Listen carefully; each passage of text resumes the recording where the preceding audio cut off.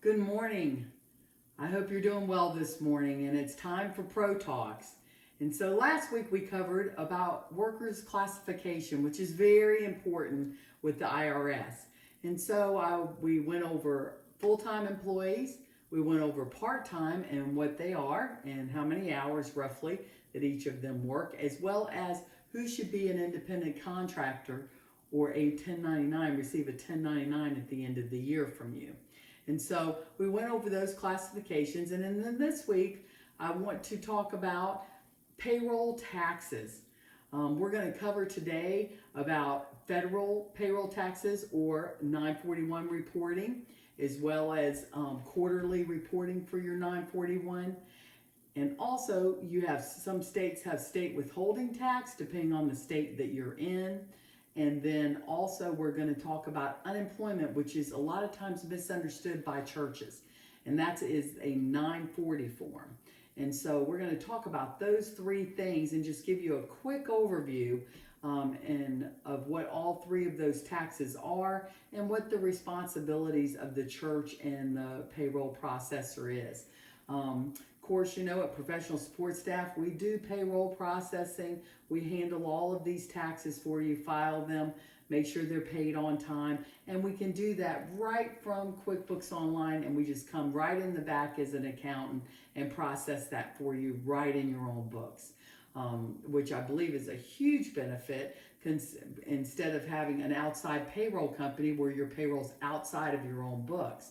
And we'll be talking about more about payroll and the benefits of processing your payroll through your own software and how that puts them in the right ledgers, expense columns, liability columns on your balance sheet. And it's just a big help and a big asset to do it that way.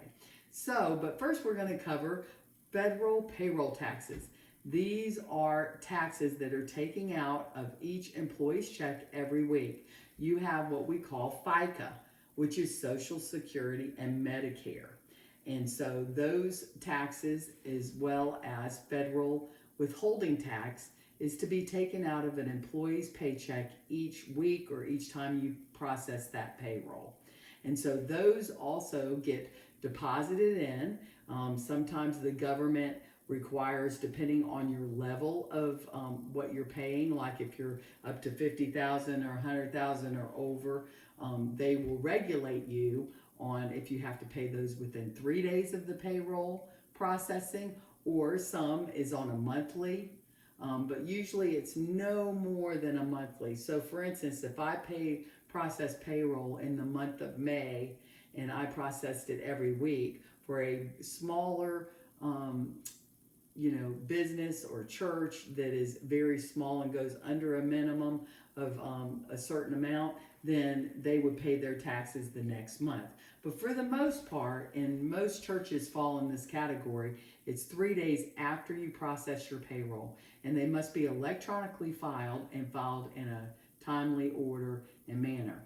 And you really want to do this. There's a lot of common mistakes with payroll tax. First of all, let me clarify. Paying your payroll tax is a personal responsibility. It is not a responsibility for, when I say personal, the church is responsible for paying that. After all, you're withdrawing that from the employee's check. And so you're withholding that on the basis of the IRS. And we get those figures from the withholding from the W-4. But that'll be a different talk. We'll talk about employees and employee folders, what you should have in them, how that you should have documentation on each employee in a file in-house, on-site, as that's super important. And so, but 941 taxes are reported usually 3 days after the payroll, sometimes within 30 days. You do have to electronically file them. The IRS has a website, ETPS, which you can electronically file them. And also that way it comes straight out of your bank account. One of the biggest errors that we found in churches is they put pastors' housing allowances on there and pay taxes on it. That's exempt. And we're going to talk about pastors' housing allowance at a later date. But that's one of the common things that are not correct. Another thing that's not correct is they don't do their math properly on the 941. When you're timesing out your FICA, make sure you double check everything because you want this to be right. And so we can always help you with that. Give us a call. We do that as well and process that for people so it's peace of mind, headache free, and those are super benefit to having us process your payroll.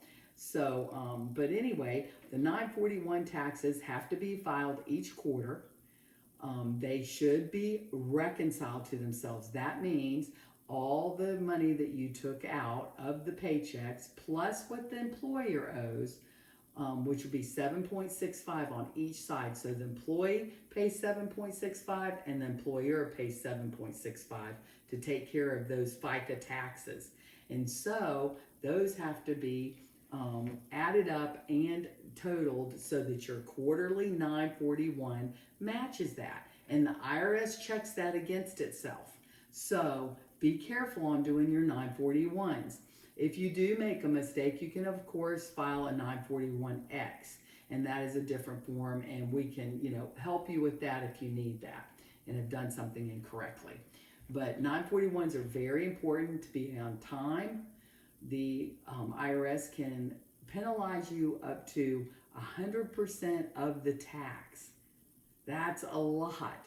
It's a very, very, very expensive penalty to be late for the IRS for payroll taxes. Make sure that you're filing them properly. And sometimes the IRS is a little slow in getting back to you when you have not filed them. But believe me, they will catch up with you. And so you definitely want to pay your payroll taxes. So when you're budgeting for your payroll, you need to make sure that you're budgeting for the taxes as well. You don't want to put yourself in that position, nor your church in that position. And by the way, on payroll taxes, not paying them can result in a criminal act. So you have to be extremely careful. Church treasurers, people that are processing payroll, they need to be really careful because they are responsible to report that to the IRS, and the IRS does hold that person or can hold that person responsible, as well as the entity and the officers of the church. So be very, very careful on that. 941, super important. Don't let it go. If you get a notice that something was an error, you need to get it corrected immediately. If you have those problems, you can definitely call us at 865-272-6550. We'll be glad to step you through that and help you with that, or maybe start helping you process your payroll if that's what you would like to do. Because remember, we're giving peace of mind. I have seen churches, I'm not trying to do a scare tactic, but I have seen churches that they've actually put a lien on their building or drew it right out of their account with penalties. With a summons, the IRS. So don't ignore those payroll taxes. They are your responsibility to get in and get in on a timely order. On the state level, there are some states, for instance, I live in the state of Tennessee, and there is no state withholding tax or state tax on employment. And so we don't have to file withholding tax, but a lot of my clients do. For instance, Texas, North Carolina, in different states around the country, they have to file withholding tax on the income that is brought in. And so that has to be filed on a state level. The state level is a little bit more difficult because it's not consistent from state to state. So you need to make sure that you're filing and withholding your income for your state and sending that to them, which pretty much all of them are electronically filed, but some of them are still taking it by check, which is very rare, but they will take a check on some of them. So make sure you check that out. That's always due usually quarterly and monthly, depending on your payments. So make sure you're doing all your state taxes. Go to your state website, research it out. If you need us to help you, give us a call. Just like I said, we're here to give peace of mind. And the third thing I wanted to talk to you about is unemployment tax, or 940. Some people call it FUTA, and some is SUTA. FUTA just means federal unemployment tax, is basically what it is, the federal level. And SUTA is the state unemployment tax. And the biggest confusion on this that I find with clients and people that ask me is they feel like that they are subject to it as a church. If you're a religious organization or your school is underneath your church ministry, you are not obligated to pay unemployment tax. Now, what does that mean? That doesn't mean workers' compensation. Some people get that mixed up. That's a whole different thing. That's an insurance. You have to pay workers' comp on your employees. So, but we'll talk about that a different day. But this is unemployment, and it's the 940 form, and also on the state and federal level. So unemployment is not required from churches or religious organizations. There's a lot of detail to that. I can also help you with that if you wish. You can definitely give us a call on that. But unemployment, the biggest thing is that you can opt into that, and you can pay unemployment in if you choose to do that. But you are not regulated to do that. Most of my clients do not pay into unemployment tax. Now, what does that mean? And this is where sometimes it gets very confusing to the employees. If they are laid off or anything, the church shrinks, or we go through just like the crisis we've been in, and you've had to let some people go or cut their hours to where they had to didn't have a compensation coming from the church or the school or your ministry. Basically, if they file for unemployment, it will come back to where you'll get a form, but you don't pay into unemployment. So therefore, they cannot receive unemployment benefits.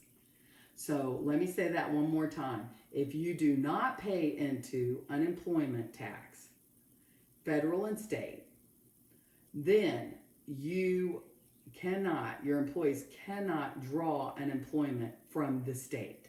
So make sure that you're very clear on that when you're hiring your employees.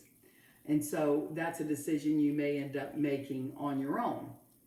And maybe your church or your school wants to pay unemployment, and that's more than fine. But most of the time, it really is a lot more expensive to pay into unemployment, and because most churches and schools aren't changing employees like a retail business would be. And this is only for ministries that are exempt for it. So if you're a small business, you have to pay unemployment. And you want to keep that rate as low as possible. So that's the reason it's so important to classify your workers properly, because that way your unemployment, your workers' comp, all of those things, there are different levels of percentages of what you will pay depending on what they do. For instance, someone that works in the office will not be as much on workers' comp as someone that works maybe on the grounds or maintenance, because it's higher risk. And so I hope that clarifies some things for you. But remember, 941 payroll taxes are very important. And by the way, when you file each quarter, what the IRS does at the end of the year is they take your W-2s from your employees and your W-3 that you submit to the IRS, and they compare that to your 941 quarterlies. You need to make sure they reconcile them, they balance, because that's their check. And if you don't, that's when it red flags and you get discrepancies from the IRS, because it all should balance. All the W-2s added together on the W-3 should balance to all 4 quarters of the 941s, first, second, third, and fourth quarter. Okay, so I hope that's been a help to you today. I just wanted to go as an overview. I'm sure you're going to have questions and comments. Listen, email us at info@prosupportstaff.com. We'll be glad to help you. And remember, our number is 865-272-6550. And if you really want to get peace of mind and you would rather somebody else handle that, please call us, sign up. We have so affordable packages for payroll, and it gives you peace of mind, and we can make sure it's done right, because this is one of the areas that most of your churches really get in trouble, is on their payroll taxes and reporting their payroll property. Next time, we'll be talking about some pastors' housing allowances, what to do, what not to do. So, see you next Tuesday and have a great week.